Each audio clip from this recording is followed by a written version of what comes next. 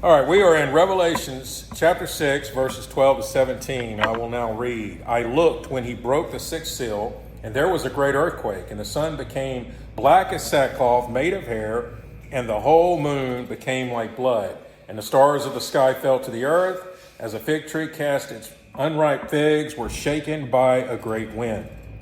The sky was split apart like a scroll when it is rolled up, and every mountain and island were moved out of their places. Then the kings of the earth, and great men, and the commanders, and the rich, and the strong, and every slave and free man hid themselves in the caves and among the rocks of the mountains.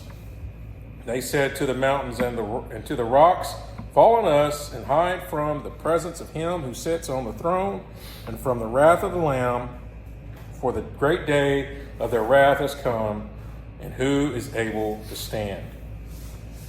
We now come to the sixth seal. So far in John's unfolding of his visions, no timestamp has been given to us as to the duration of the events mentioned or as when they occur within the final 7-year period. To arrive at some idea of the timing, we have relied on Jesus' message on the end times in Matthew 24, Daniel's prophecy concerning the 70 weeks that have been decreed to make an end of sin. Give me a minute. And John's later remarks concerning how the final events unfold. And that's in Revelation 13, 5 through 9, by the way. Before we proceed, I would like to return to a quote from John MacArthur that I had previously mentioned in the introduction to chapter 6. Concerning the timing of the events listed in Revelation, he writes, each of the scroll's 7 seals represents a specific divine judgment that will be poured out sequentially on the earth. The seals encompass the entire period of the tribulation, culminating with the return of Christ. It seems best to understand the first 4 seals is taking place during the first half of the tribulation, the 5th stretching from the first into the second half, called the Great Tribulation, in chapter 7, verse 14. And the 6th and 7th taking place during the Great Tribulation. Apparently, the 7th seal contains the 7 trumpet judgments, and the 7th trumpet, contains the 7 bowl judgments. We will get to these as Revelation unfolds. Anyway, back to MacArthur. The 7 seals thus contain all the judgments to the end when Jesus Christ returns. So that original book that Jesus had the entirety of all the judgments that Revelation is going to speak on. You'll see this as we get to it. How does MacArthur determine the timing of the 5th seal to be around the middle of the final 7-year tribulation period? By answering this question, we can, with a degree of confidence, conclude that the 6th seal falls within the second half. I would argue that solid evidence to support his contention can be found in Revelation 13, verses 5 through 9. So in 13, verses 5 through 6, John says this to the Antichrist. There was given to him a mouth, speaking arrogant words and blasphemies, and authority to act for 42 months was given to him.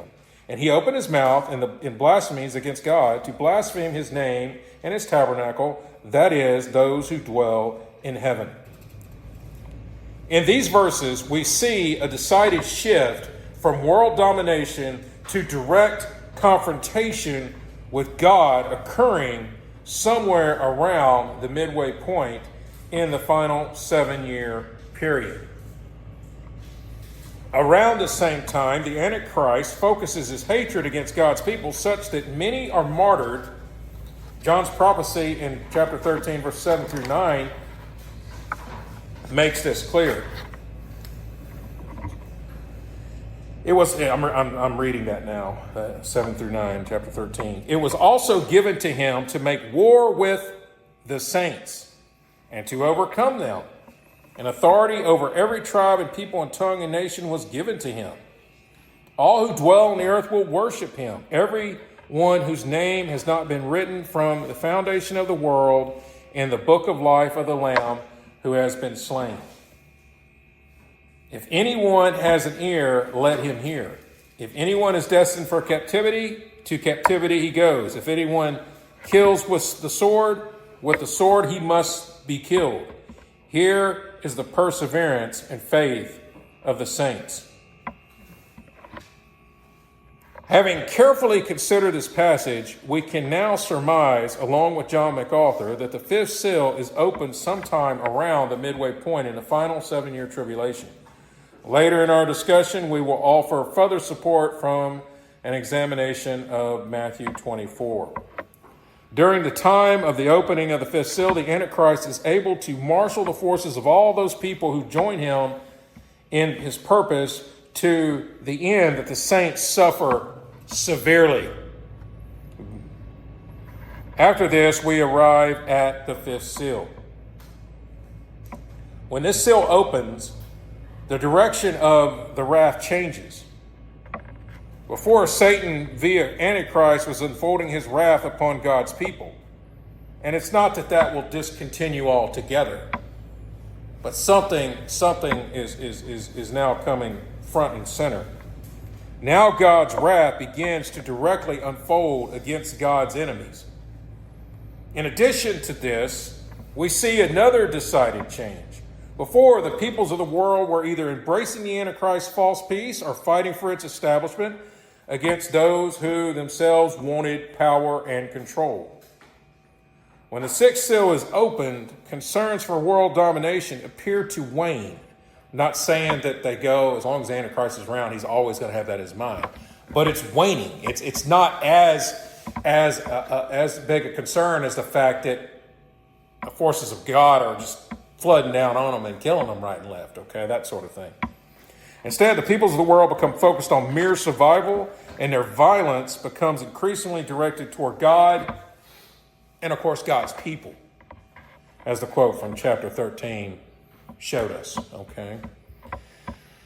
Verse 12, I looked when he broke the sixth seal, and there was a great earthquake, and the sun became black as sackcloth made of hair, and the whole moon became like blood. So Jesus breaks the sixth seal, and a great earthquake results. The word translated as earthquake can be translated as storm, tempest, disturbance, and even, and I think I prefer it, a shaking. A shaking. God shaking the earth. It's quite likely John has something in mind similar to what the psalmist records when the Lord reveals his anger. This is a quote from Psalm 18:7. Then the earth shook and quaked, and the foundations of the mountains were trembling and were shaken because he, God, was angry. This shaking will affect all of God's enemies, but it will not disturb God's people, according to Psalm 55:22, which says, cast your burden upon the Lord, and he will sustain you, and he will never allow the righteous to be shaken.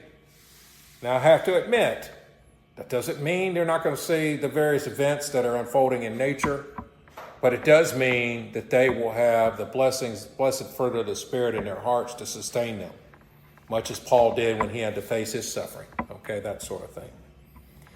As we continue to look at the following verses associated with the sixth seal, it is noteworthy that no mention is made of the response of God's people. So it does suggest that maybe God, even though there's going to be a certain amount of stress on them for being involved in these unfolding events, but it doesn't necessarily mean that whatever falls from the sky will fall on them, or when the earth cracks open during all the moving and shaking of the earth, that they'll fall in the hole, so to speak. Like I said, it's an argument for silence. We do find at least some mention of them, God's people, in Hebrews chapter 12, verses 25 to 27, which draws from Haggai's prophecy in chapter 2, verses 6 through 9. Commenting on this passage, the writer of Hebrews says this, see to it that you do not refuse him who is speaking. For if those did not escape when they refused him who warned them on earth, much less will we escape who turn away from him who warns from heaven. And his voice shook the earth. Then But now he has promised, saying, "Yet once more I will shake not only the earth, but also the heaven." This expression, "yet once more," denotes the removing of those things which can be shaken as of created things, so that those things which cannot be shaken may remain, end quote. In Matthew 24:14, Jesus declared that the gospel would be preached to the whole world before the end would come. When the shaking occurs, it appears that the gospel is still being preached, and the warning to return to the Lord is still being declared. Those who have embraced the gospel, according to Hebrews 12:27, will not be shaken by the events unfolding during this period.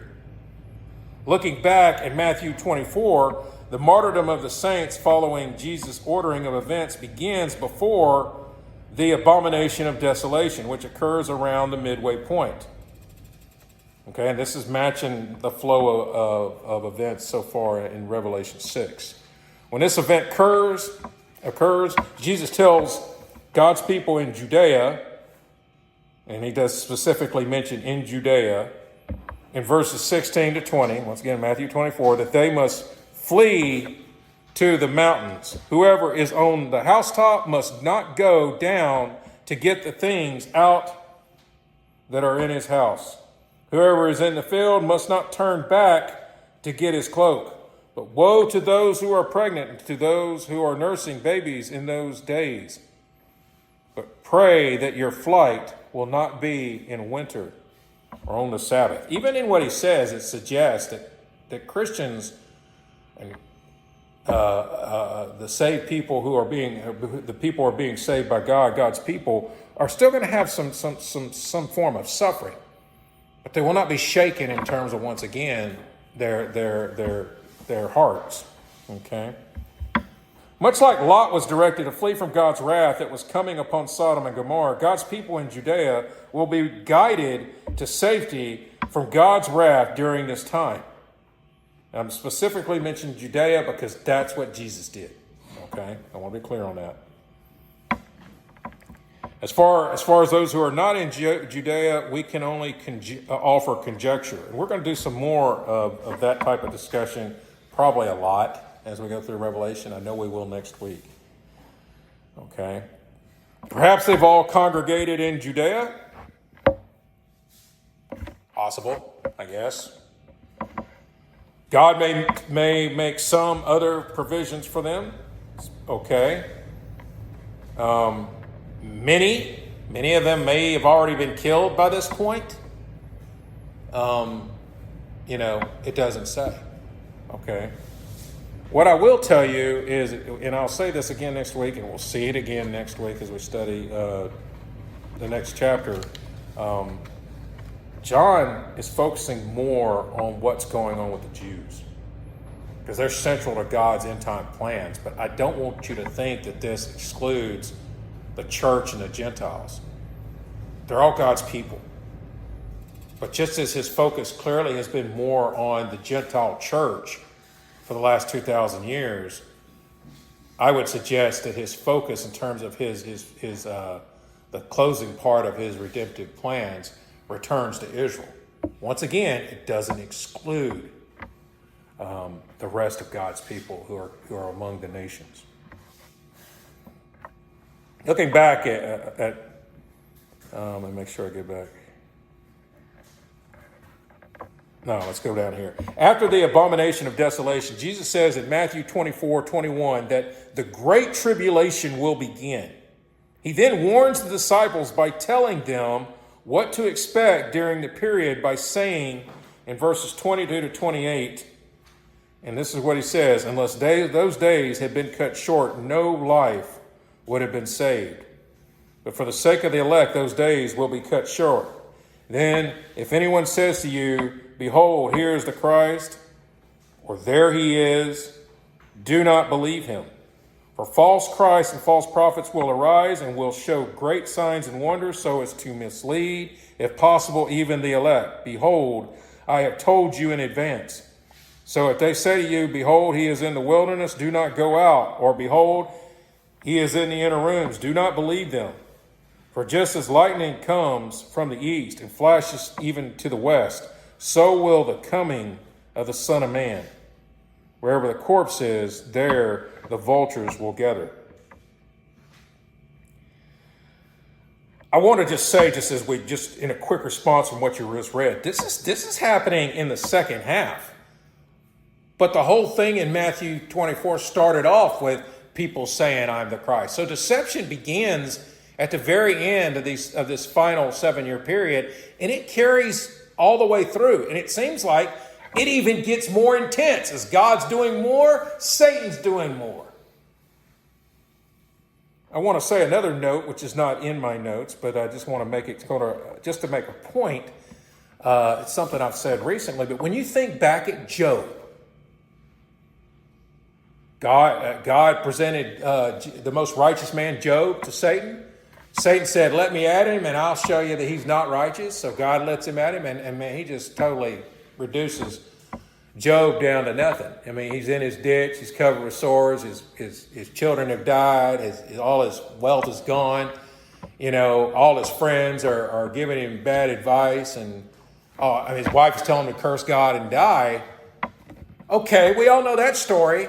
What about the friends who, by the way, were told to repent by God and seek forgiveness from Job? Their economy didn't suffer. They didn't have any ill health effects or anything. Their children weren't killed. Do you see? And yet they thought the focus was on Job. They felt like, "Job, you must have done something wrong to God."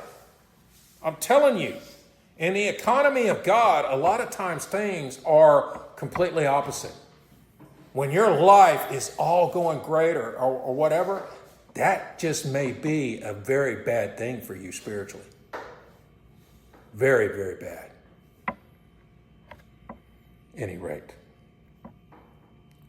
During the period following the breaking of the fifth seal, God's people will face martyrdom and be tempted to apostatize. After this period of testing, Jesus then records an unfolding of events that ties directly into John's record of breaking of the sixth seal. Jesus says this in Matthew 24:29.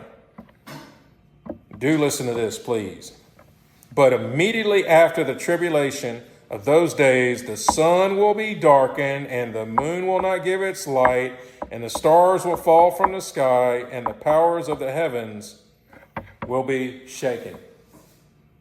Sounds a lot like our verse that we're dealing with right now, correct? Before we move on to the next verse, I think it worth our time to read Joel chapter 2, verses 1 through 11. In this passage, Joel gives us additional insight into what will occur when the sixth seal is broken.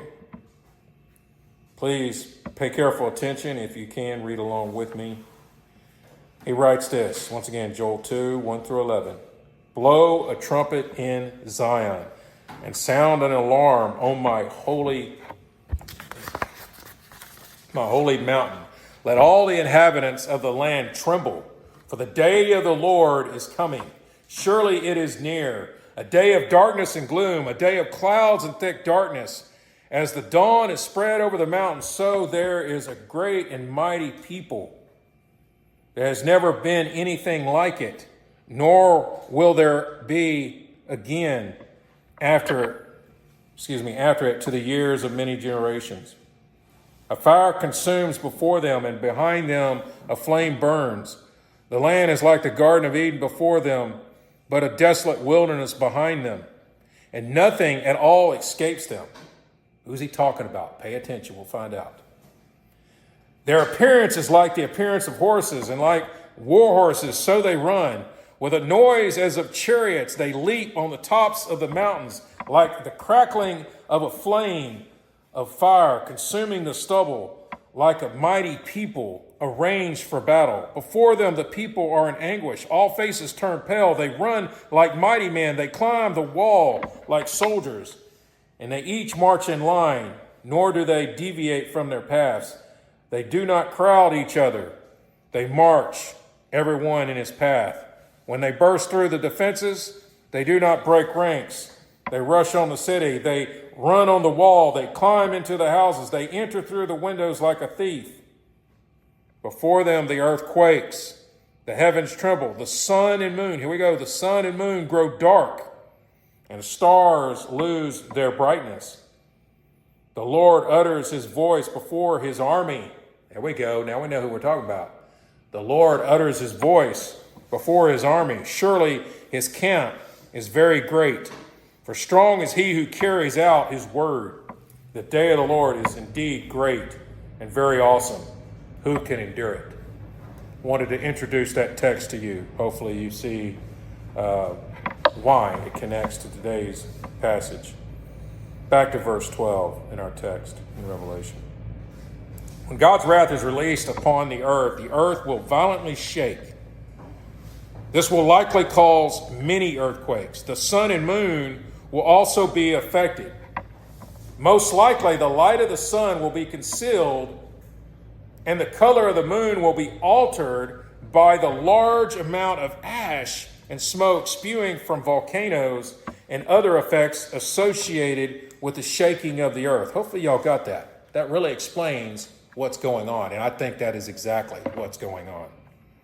To further support this, one can discern, if John's description is to be taken literally, that the sun's light is still reaching the moon. If this were not so, the moon would be darkened such that it would not be seen at all, most likely. In order to get through all that smoke, it still had to probably be eliminated quite a lot by the sun, not just by other stars, I would imagine.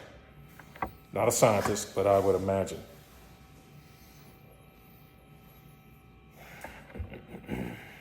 And the stars of the sky fell to the earth, as a fig tree cast its unripe figs when shaken by a great wind. The stars of the sky cannot refer to actual stars, since stars are so large they would obliterate the earth the moment that they collided with it. Further proof to support this contention is found in chapter 8, verse 12, when John mentions the stars again with the fourth trumpet, when the fourth trumpet is sounded. So what does John mean by his reference to stars in verse 13? The word translated as stars can also be interpreted as meteors, asteroids, or comets. These stars will also cause a lot of dust to cover the skies and conceal the sun and moon. Going forward, if I mention this again, I'm probably just going to call them meteors. They're stuff like that, small enough, going through the interstellar atmosphere and somehow or another colliding with the Earth. Okay, just for future reference. John's illustration that he adds there, in my opinion, is very straightforward, so I'm not going to bother with it. I think it's self-explanatory. Verse 14, the sky was split apart like a scroll when it is rolled up, and every mountain and island were moved out of their places. So John is not telling us the sky literally split apart. If this were not so, the earth's atmosphere would be corrupted, no one would be able to breathe, then the remaining events of Revelation would no longer be possible because the earth would be devoid of all human life. Okay? Instead of this, John is simply describing the unfolding events as it is seen from the ground. Looking up to the heavens at that time, people will see everything being concealed from their eyes, including the sun, moon, and stars. As a result of the shaking of the earth and its being pelted with meteors and other such things, every mountain and island will be moved out of their places. Reading the unfolding events of Revelation in a nonlinear manner, but instead as the same event being discussed multiple times in parallel accounts, sort of like a spiral. I've talked about this before. Richard D. Phillips has this to say about the repositioning of the mountains and the islands. He says, this depicts, I'm quoting, this depicts what will be celebrated later in Revelation. The former things have passed away.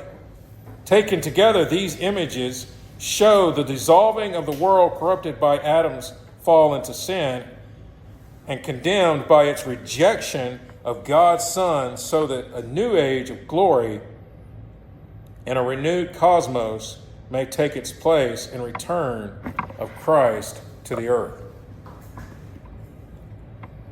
So Philip's understanding of how Revelation is ordered forces him to take this leap. He basically, he sees this as, boom, next step, Jesus is there.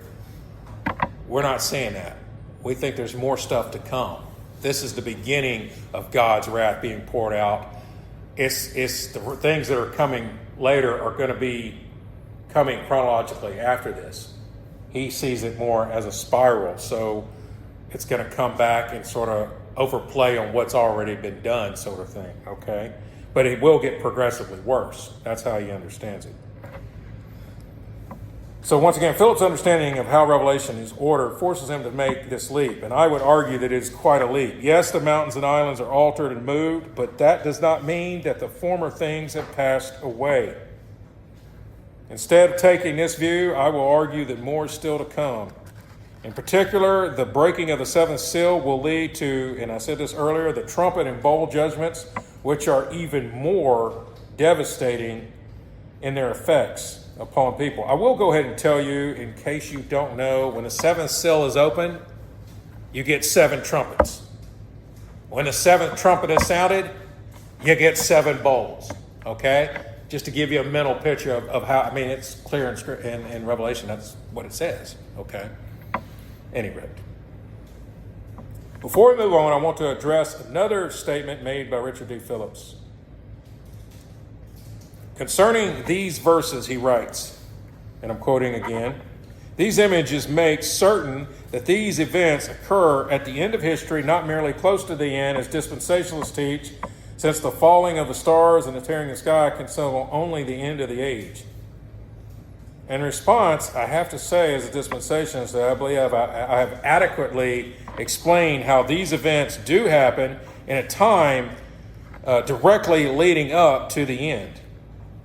Once again, nothing is said during the period of the opening of the sixth seal that suggests all humanity has met their end.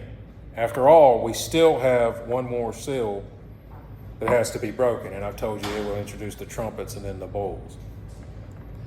Verse 15, "Then the kings of the earth and the great men and the commanders and the rich and the strong and every slave and free man hid themselves in the caves and among the rocks of the mountains.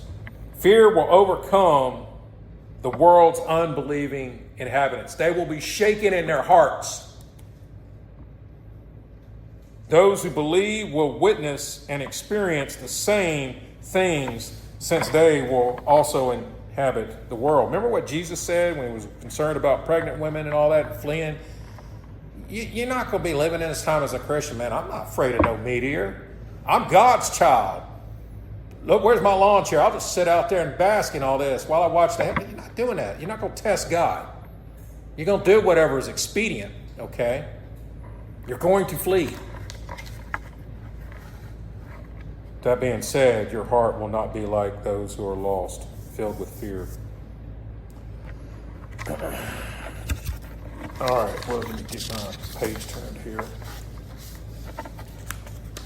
Concerning those who are saved, they will be protected and preserved in such a way that they have no cause to be afraid. Once again, we're not suggesting that no one will die, but their faith in the Lord will remain strong.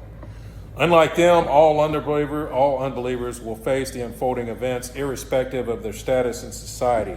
The Lord's wrath will be meted out against both small and great alike.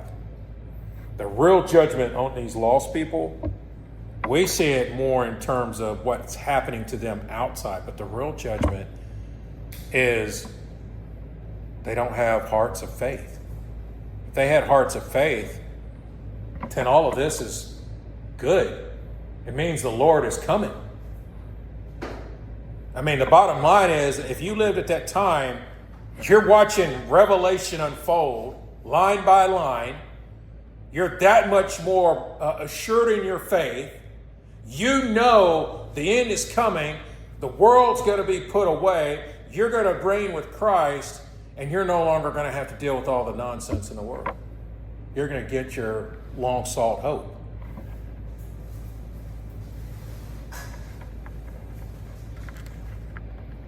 Verses 16 through 17. And they said to the mountains and to the rocks, fall on us and hide us from the presence of him who sits on the throne and from the wrath of the Lamb. For the great day of their wrath has come. And who is able to stand? Think about the mindset. Like, you're going to hide from God? Are you really? That's where you're at in your thinking? But that's what people without faith are like, ultimately. Unbelievers are made to be very afraid, but many of them remain alive. They wish for death, but at this time, death is escaping them. Irrational fear overcame them such that they think that hiding under rocks in the mountains will somehow save them from a falling meteor. They will no longer be able to buy into the popular myth that they were masters of their own fate. No, they become quite clear that they have no control. Even so, they wish, once again, this is momentary, because ultimately they're going to rise up and try to, run for the holy city. That's how people are. They're very, very volatile, and they vacillate. Even so, once again, they wish for death instead of turning to God by faith. Notice how these recalcitrant and stubborn unbelievers rightly recognize that the current events are related to, quote, the presence of God and the wrath of the Lamb. They're correct. They knew about the promised, quote, great day of their wrath. The gospel had been declared to them along with its message of the coming judgment of the world. They did not listen.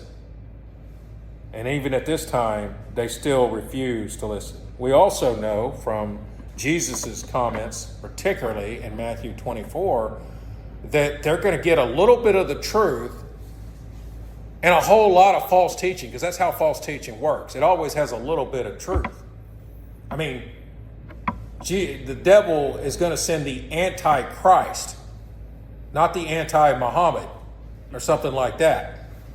So there's going to be some sort of element of truth there. It's just twisted, just enough. The great day that they mention is a reference to the prophesied day of the Lord. This day is mentioned throughout both testaments. The images associated with the sixth seal further prove this day to be the day of the Lord, because these images are found in passages that refer to the coming day.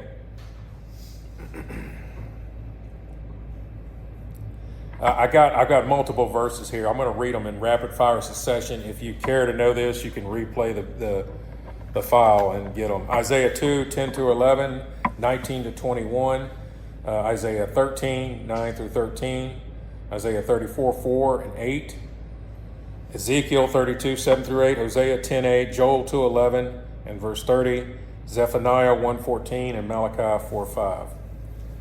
Continuing forward, they ask, quote, who is able to stand, end quote. The obvious answer, and the answer that even these unbelievers appear to have in mind, is no one. This is true, and yet the righteous in Christ will stand before the Lord's presence. This truth will be established in the next chapter when the righteous are said to be standing before the throne and before the Lamb. In their own capacity, they would have fallen just like the unbelievers. They would have found no strength to stand before God. Because to stand before God, one must be perfectly holy. In Christ, God has made them perfectly holy. Unlike them, the unbelievers refuse to believe in Christ, and instead they have been relying on their own strength. When they suffer the coming of the Lord's judgment with the breaking of the sixth seal, they will come face to face with the truth that their strength is not enough to stand before the Lord and be saved. Sadly, they will refuse to seek salvation in Christ, who alone is the source of the strength for for standing before the Lord. So what I'm doing here is showing you that John's use of the word stand has greater theological implications. God's people will stand. Even if they die, they get martyred, whatever happens, they stand. Spiritually, they stand, and that's ultimately what matters. Not whether or not you get to escape another day of suffering and live for another day. Like so many Christians today think. It's all about standing firm in the Lord and being united to Him. That closes our discussion on these verses.